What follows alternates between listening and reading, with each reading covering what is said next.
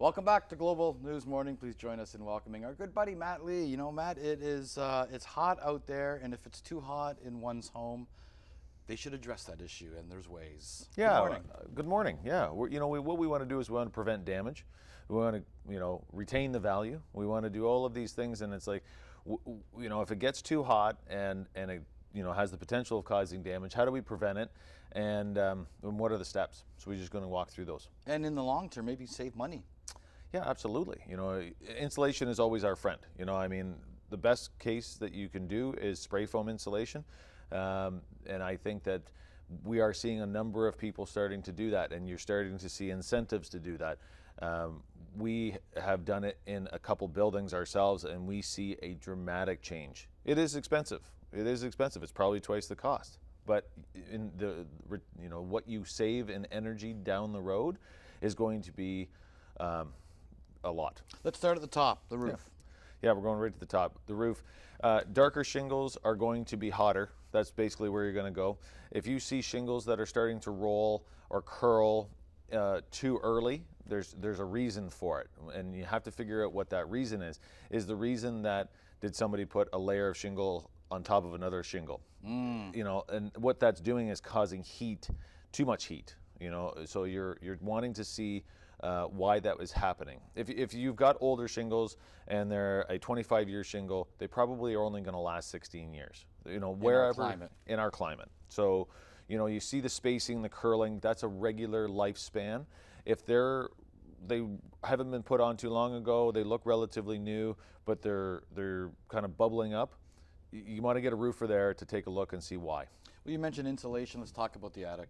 Yeah, so we're into the new building code is an R60. We used to have, you'd fill the rafters and it would be this piece, and then you'd put boards over top, and you'd have all this extra space to store stuff up in your attics, in the old farmhouses. Nowadays, if you went into a new build, it looks like a mountain of cellulose. Basically what they realized over time is that heat will escape through the attic, just like if you don't have a toucan in the winter.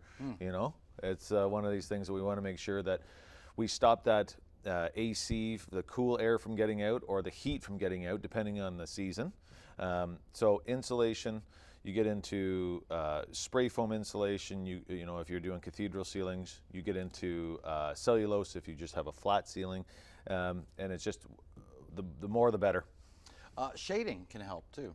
Absolutely. Like if you're pulling the shades on the southwest side of your house, or if you have an awning that you can put out to stop that from radiating in through the windows, a window is only going to be R4 to R8. Even if you have a triple pane, we're talking about a very thin layer. So like if you have the windows open and you can see the sun that's reflecting through, and you put your hand up, you're going to notice how much heat is coming through.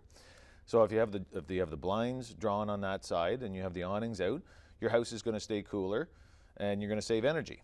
Talk about ventilation, because when I think of ventilation, I think of open windows, open doors, but that lets the humidity in. Yeah. Which means you need a dehumidifier. Yeah, so dehumidifier is actually going to cool the house down.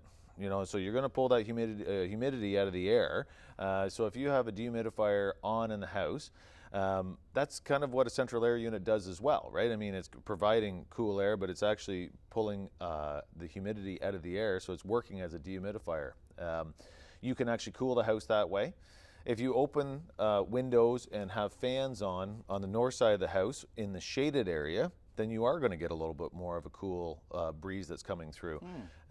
If you have the windows open on the south sade and the sun is beating in, not so much. Right. So you just have to kind of plan it so that you've got this cross breeze, and that you're trying to keep it as cool as possible. And if you're not an AC person, What if you see paint and wallpaper damage? then That's it's not a good really sign. humid. Yeah. You're starting to see something that is it could cause mold. You're looking at the situation that if it's so hot and so humid, you want to know why.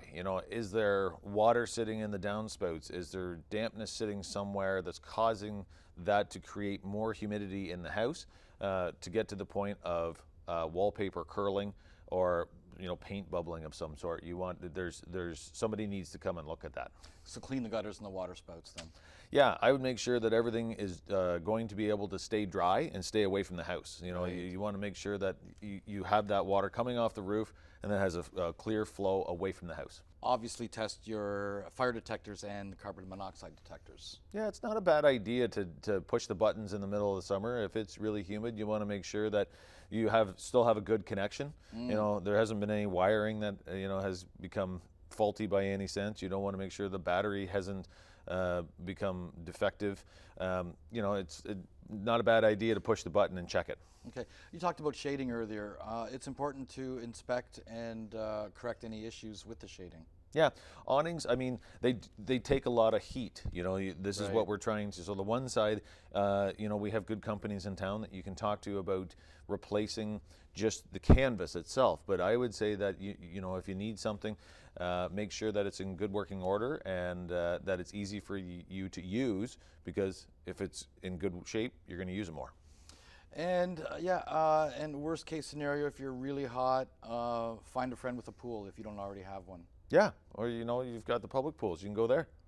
Splash pad? Yeah, there's lots of them. Find a friend with a cottage. Yeah, that's right. Yeah, exactly. Go jump in the river. You can go to Gord Downing Pier. There you go. Yeah, exactly. We thank you so much, Matt Lee. Thanks. Real estate tips brought to you by Matt Lee of Royal LePage.